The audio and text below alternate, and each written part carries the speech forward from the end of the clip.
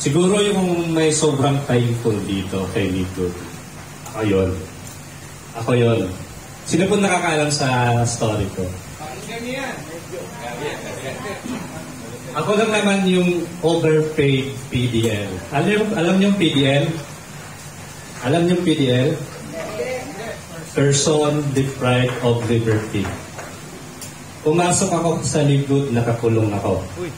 Nag-diamond ako habang nasa kulungan ako. And lahat yun, pinapasalamat ko kay Coach Fernan. Lahat ng success ko is galing kay Coach Fernan. Bakit? Sa buong Ligud career ko, hindi po ako nag-present online.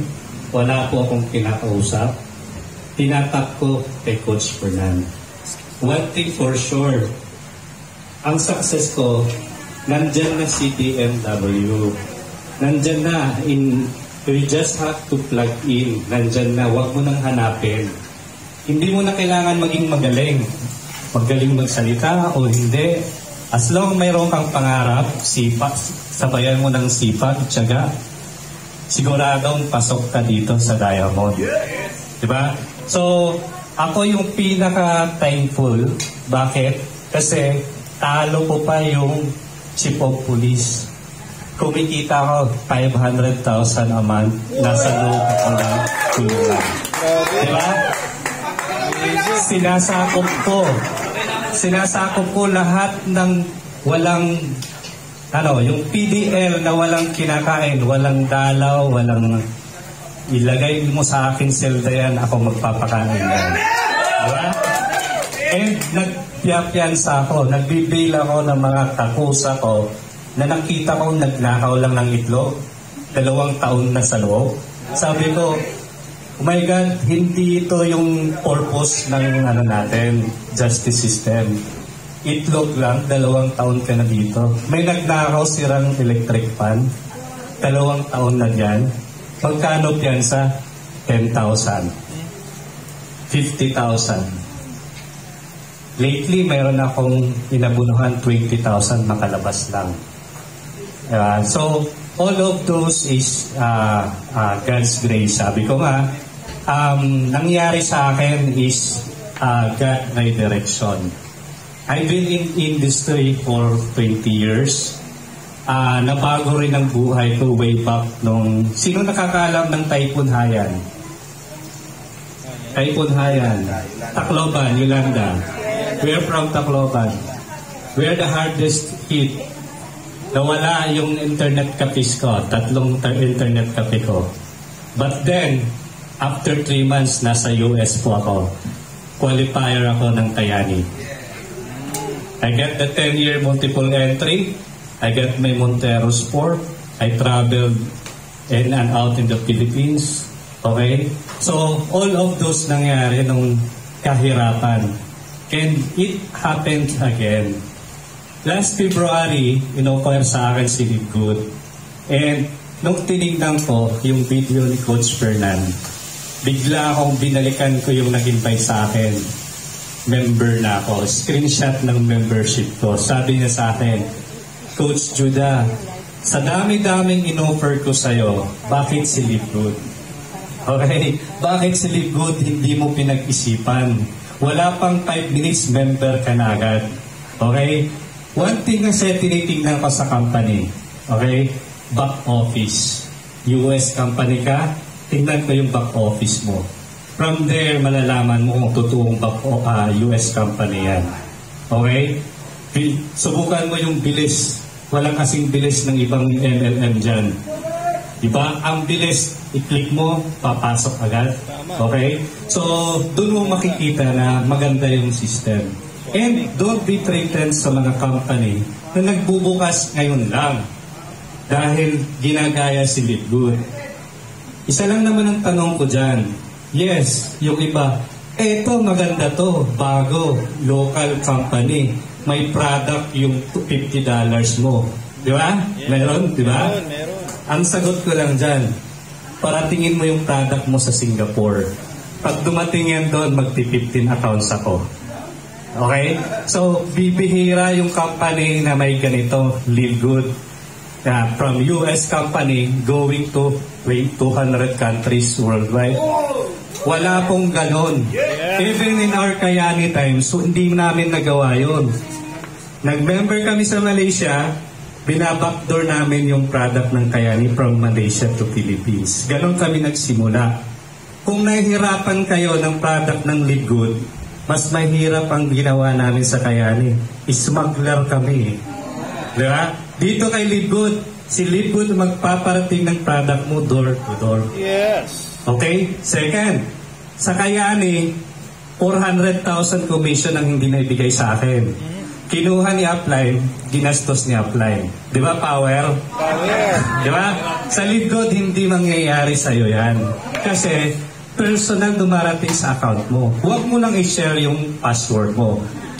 Lahat ng problema ko sa MLM company, sagot ni Live Good. Wala na yan ngayon. Okay?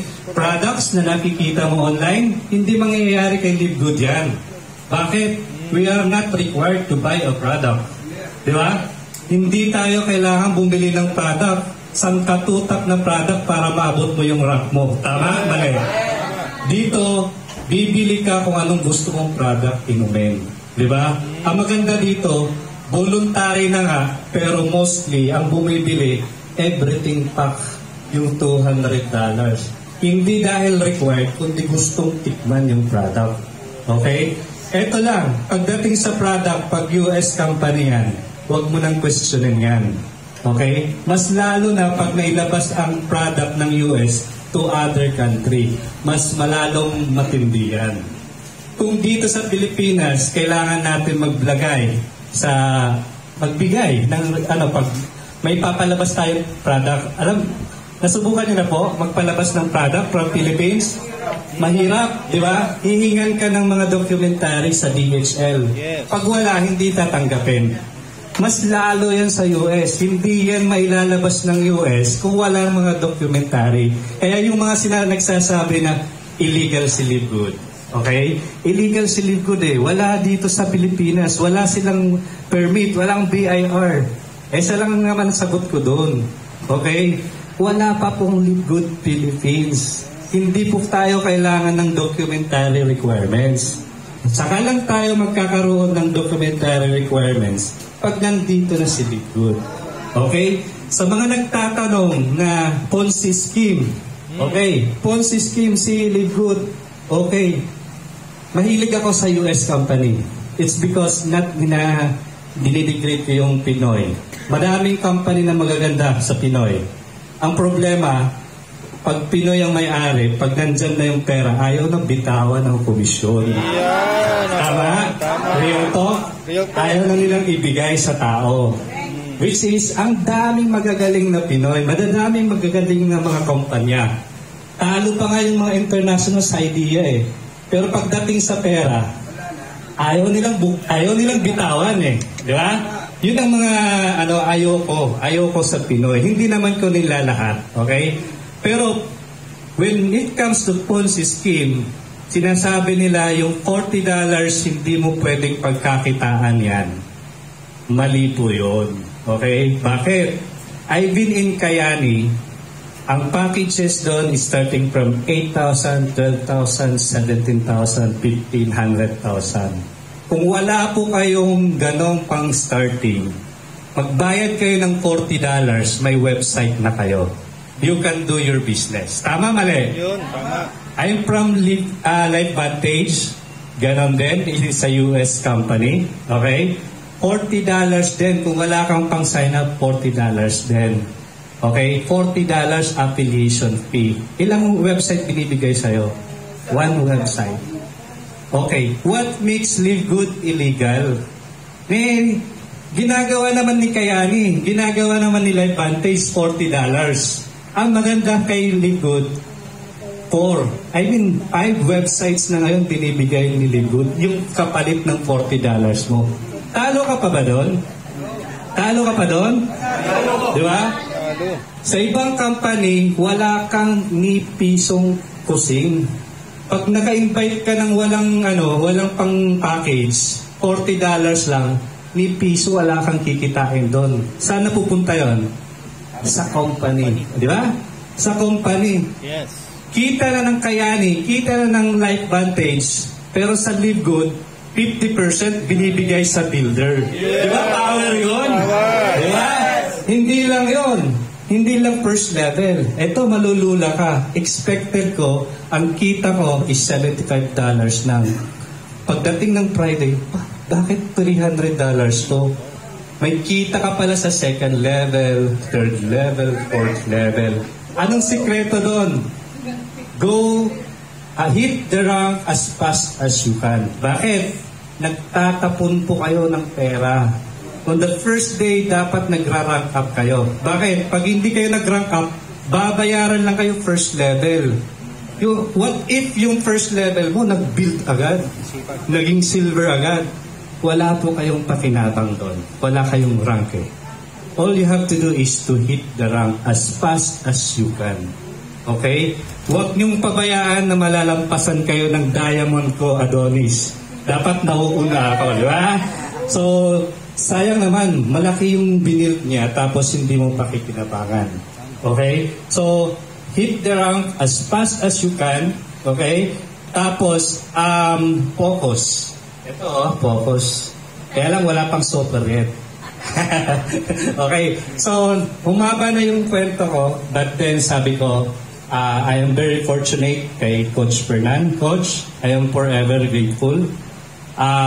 Wala po ako dito pag wala po si Coach Fernan.